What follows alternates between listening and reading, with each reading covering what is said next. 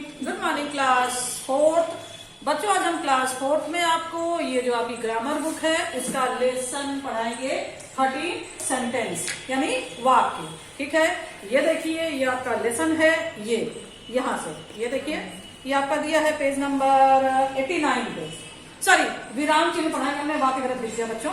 हम आपको पढ़ाएंगे आज विराम चिन्ह लेसन 13 यानी 13। ये दिया है बच्चों आपका पेज नंबर 89 से।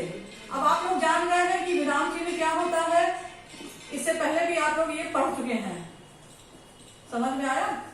इससे पहले भी आप लोग ये पढ़ चुके हैं। विराम चिन्ह क्या होता है बच्चों? विराम का अर्थ है रुकना। वाक्यों के बीच बीच में थोड़ी देर रुकने का संकेत करने वाले चिन्हों को विराम चिन्ह कहते हैं। मतलब जब हम कोई चीज लिखते हैं तो लिखते समय हम जो चिन्ह लगाते हैं उन्हीं को हम क्या बोलते हैं? विराम चिन्ह लिखते हैं। ठीक है, जैसे सबसे पहले देखिए बच्चों, ये ऊपर देखिए ये जो वर्ड लिखा हुआ है रुको मत जाओ, सेकंड है रुको मत जाओ। अब बच्चों इसमें देखिए मानसी ने गगन से ये वाक्य कहे जिन्हें सुनकर गगन आश्चर्य में पड़ गया। आप भी पढ़िए, दोनों के बीच को अंतर को समझिए। एक कह रही है रुको मत जाओ, मतलब तुम आज रुक जाओ मत जाओ, और एक सेंटेंस क्या बोल रहा है? रुको मत, मतलब तुम यहाँ रुको मत तुम जाओ। ये क्यों हो रहा है बच्चों? ये विराम जो चिन्ह लगा हुआ है वो इस तरीके से लगा हुआ है कि दोनों का मतलब क्या हो गया है? वो चेंज हो गया है। ठीक है, अब यही आपको बता रहा है कि बच्चों आपने सही समझा, यही ना कि एक चिन्ह का अलग अलग तरह से प्रयोग करने पर कैसे ही एक ही वाक्य अलग अलग अर्थ निकल जाते हैं। मतलब चिन्ह का उन्होंने क्या किया, जैसे हमने बताया कि चिन्ह का क्या क्या उन्होंने गलत अलग अलग तरीके से उपयोग कर दिया तो अर्थ क्या हो गया? वो अलग अलग हो। जैसे एक है रुको मत जाओ, एक है रुको मत जाओ। समझ में आया? हम बातचीत करते हैं तब हम अपनी बात को ढंग से समझाने के लिए बीच बीच में रुकते हैं, इसे विराम कहते हैं। विराम का अर्थ है रुकना। हमने आपको पहले बताया कि विराम का मतलब है रुकना। जब हम बोलते समय या लिखते समय कहीं चीजों रुकते हैं तो हम उसी वहीं पे कुछ चिन्ह लगाते हैं। ठीक है, हम बोलते या लिखते समय कभी थोड़े समय के लिए तो कभी अधिक समय के लिए रुकते हैं, कभी प्रश्न करते हैं तो कभी आशय प्रकट करते हैं। इसके लिए लिखते समय कुछ चिन्ह का प्रयोग करता है, इन्हीं को हम विराम चिन्ह कहते हैं। बच्चों विराम चिन्ह कई प्रकार के होते हैं, जैसे आप लोग पेज नंबर 90 पे खोलिए, ये देखिए ये आपके विराम चिन्ह दिए हुए हैं। पहला है बच्चों पूर्ण विराम। पूर्ण विराम क्या होता है बच्चों? आप लोग पहले सब अब तक आप लोग जान ही रहेंगे। जब हम कोई भी वाक्य को अपना खत्म कर लेते हैं तो हम उसके लास्ट में क्या लगाते हैं? पूर्ण विराम लगाते हैं। ऐसे करके एक लाइन खींच देते हैं, मतलब हमारा सेंटेंस क्या हुआ? यहाँ पे खत्म हो गया। जैसे आकाश में तारे चमक रहे हैं, ये सेंटेंस क्या हुआ बच्चों? अपने में कंप्लीट हो गया, तो हमने लास्ट में क्या लगा दिया? विराम, पूर्ण विराम लगा दिया। ठीक है, पूर्ण विराम की लाइन हम एकदम सीधे खींच देते हैं।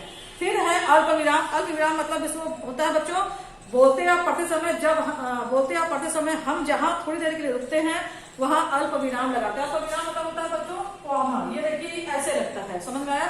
जब हम बोलते या लिखते समय थोड़ी देर के लिए कहीं पर रुकते हैं तो हम यहाँ पे अल्प विराम का चिन्ह लगाते हैं। जैसे जतिन बाजार से दूध, ब्रेड, फल और सब्जी लाया। बच्चों आप लोग देख रहे हैं कि जतिन बाजार से दूध ब्रेड के बीच में क्या लगा हुआ है? अल्प विराम। मतलब दूध ब्रेड, हम रुक रहे हैं बोलते समय, ये जनरली है, हम रुकेंगे, हम इस वर्ड को बहुत तेजी से नहीं बोल पाएंगे।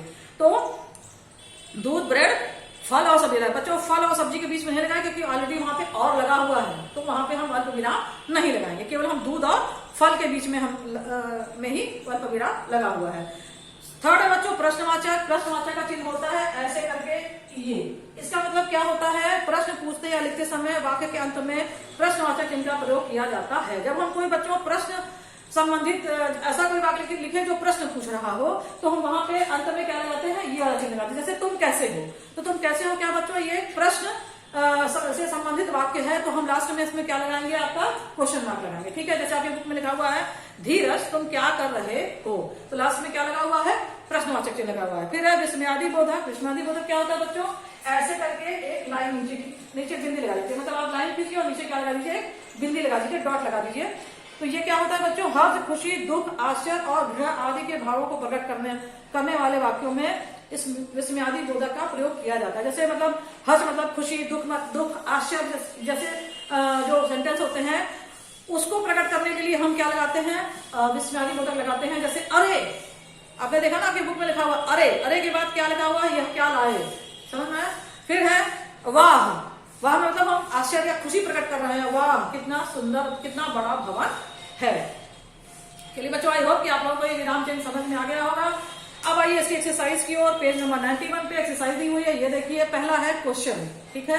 क्वेश्चन है 2, इसमें क्या है, वाक्य के पूरा होने पर कौन सा विराम चिन्ह का प्रयोग किया जाता है। तो बच्चों क्या क्वेश्चन लिखेंगे इसका, सॉरी क्या आंसर लिखेंगे, वाक्य के पूरा होने पर पूर्ण विराम चिन्ह का प्रयोग किया जाता है। सेकंड है, चिन्ह का प्रयोग किस भाव को प्रकट करने के लिए किया जाता है, एक्सप्रेशन मार्क है बच्चों। तो ये आप क्या लिखेंगे, हर्ष, खुशी, दुख, आश्चर्य, घृणा आदि के भाव को प्रकट करने के लिए विस्मयादी बोधक चिन्ह का प्रयोग किया जाता है। बच्चों आइए अब लिखें, ये देखिए ये एक्सरसाइज है बच्चों। इसमें क्या है कि आप देख रहे हैं, ये कुछ आपको विराम चिन्ह बने हुए हैं, उनके नाम आपको लिखने हैं। तो फर्स्ट है बच्चों विस्मयादी बोधक, ठीक है। सेकंड है अल्प विराम, थर्ड है पूर्ण विराम और फोर्थ है आपका प्रश्नवाचक। फिर बच्चों एक्सरसाइज नंबर 2 है, निम्नलिखित अनुच्छेद में कई स्थानों पर गलत विराम चिन्ह लग गए हैं, इन्हें ढूंढिए और उनके ऊपर गोला बनाइए। मतलब ये देखिए ये बच्चों इसको क्या, इसमें क्या करना है, ये गलत वो चिन्ह लग गए हैं जिसको आपको ढूंढना है और वहां पे सर्किल बनाना है, ठीक है। ये आप लोगों को खुद से करिए, जब हम इसका कंटेंट भेजेंगे तो उसमें ये हम लगाए, मतलब हमने लगा रखा है, आप लोग भी खुद से पहले इसको कोशिश करिए ढूंढने की। थर्ड है उचित विराम चिन्ह लगाकर वाक्य दोबारा लिखिए। ये देखिए ये वाक्य है, इसमें विराम चिन्ह नहीं लगा हुआ। अब आपको क्या करना है कि जो वाक्य जैसा है उस हिसाब से आपको क्या करना है, विराम चिन्ह लगाकर यहाँ पे उस वाक्य को दोबारा लिखना है। जैसे फर्स्ट है छी कितनी गंदगी है, तो आप वहां पे क्या लगाएंगे, छी एक्सप्रेशन लगाएंगे, इंग्लिश में चिन्ह लगाएंगे, फिर लिखेंगे कितनी गंदगी है। सेकंड है अल्प विराम, जैसे फिर लिखा हुआ है अजय, रीमा, अजय और मयंक आए, तो बच्चों आप क्या लिखेंगे, रीमा कॉमा यानी अल्प विराम अजय और मयंक आए, ठीक है।